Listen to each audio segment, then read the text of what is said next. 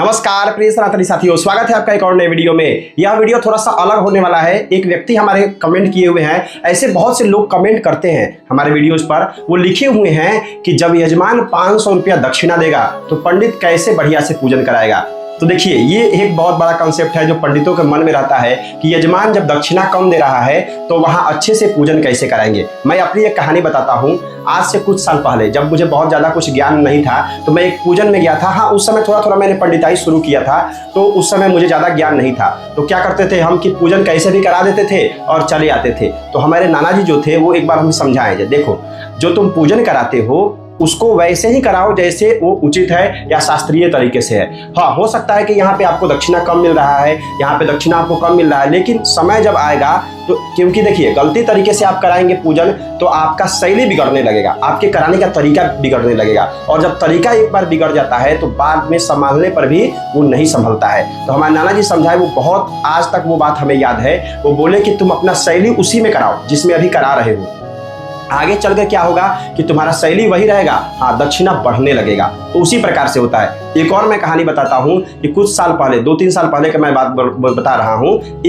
मैं अपने रिश्तेदारी में मौसा जी के यहाँ गया हुआ था। तो वहाँ एक आचार्य जी आए हुए थे, वो पूजन करा रहे थे। ठीक है, श्राद्ध का कर्म चल रहा था। श्राद्ध में क्या होता है कि जब सैया दान होता है तो वहाँ पे आचार्य जी का वरण किया जाता है। तो जब आचार्य जी का वरण किया जा रहा था तो हमारे मौसा जी को ज्ञान था नहीं। तो जब मौसा जी को ज्ञान नहीं था तो वो 51 रुपया ही उनको वरण करके दे दिए।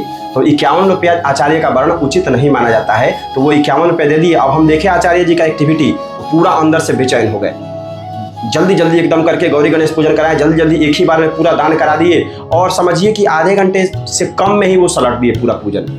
तो बाद में मुझे रियलाइज हुआ कि आचार्य जी पूरा गुस्सा है। जब उनको खाने के लिए बोला गया तो वो बोला नहीं, हम खाएंगे नहीं, भोजन हम नहीं करते हैं।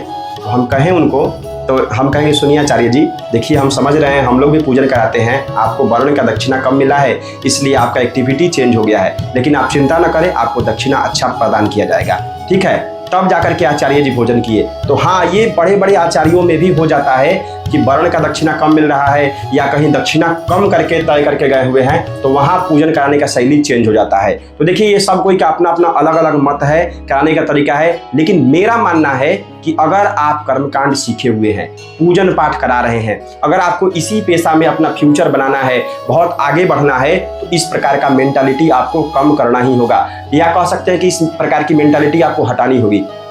आप ध्यान रखिए, जो पूजन आपको आता है, जितना अच्छे तरीके से आता है उतना अच्छे तरीके से सबके यहाँ कराइए। ऐसा नहीं है कि ये बहुत ज़्यादा पैसा दे रहे हैं तो इनके यहाँ बहुत बढ़िया से कराएं और ये व्यक्ति थोड़ा कम पैसा दे रहे हैं तो इनके यहाँ गलत तरीके से कराने लगे। नहीं, ऐसा इससे क्या होगा कि आपकी शैली गड़बड़ हो जाएगी और उसके बाद जब आपको कोई बड़ा स्थान भी मिलेगा या कोई बड़ा जगह मिलेगा जहाँ आपको पूजन कराना होगा तो फिर आप वहाँ अच्छे से नहीं करा पाएंगे। ये ध्यान रखिए। हम बहुत से पंडितों को जानते हैं जो अपने गाँव वाले पूजन में कराएंगे, एकदम जल्दी जल्दी जल्दी मंत्र पढ़ेंगे, ऐसे बोलेंगे, और जब वो बड़े जगहों पर जाएंगे तो उनका वो शैली उनसे हटता नहीं है, वो शैली उनके अंदर ही रहता है और वहाँ भी वो जल्दी जल्दी बोलने लगते हैं। तो यजमान कह देते हैं, पंडित जी कहीं आपको जाना है तो आराम आराम से पूजन कराइए।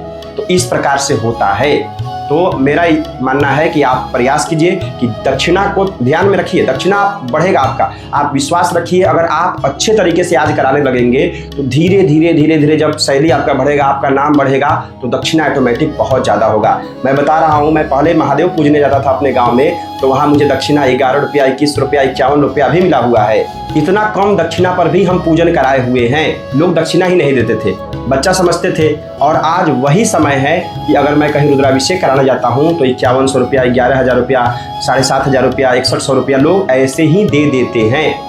कहीं कहीं 3100 रुपया भी देते हैं, कहीं कहीं 2500 रुपया भी देते हैं। तो जगह के हिसाब से दक्षिणा कम या ज़्यादा मिलता है, लेकिन मेरे कराने का सिस्टम कहीं भी चेंज नहीं होगा। इस बात को आप ध्यान रख लीजिएगा, क्योंकि कराने का तरीका सभी जगह एक ही होगा। हाँ, हो सकता है कहीं 1-2 स्तुति इधर उधर हो सकता है समय के अनुसार। जैसे मान लीजिए किसी यजमान को कहीं जाना है तो वहाँ आप 1-2 स्तुति कम ही गाएंगे या जो मंत्र बोल रहे हैं उसको हल्का तेज कर देंगे, लेकिन तरीका नहीं बदलना चाहिए। ये मेरा मानना है। उम्मीद है आप समझ गए होंगे मैं आपको क्या बताना चाह रहा हूँ। हर हर महादेव, जय माता दी।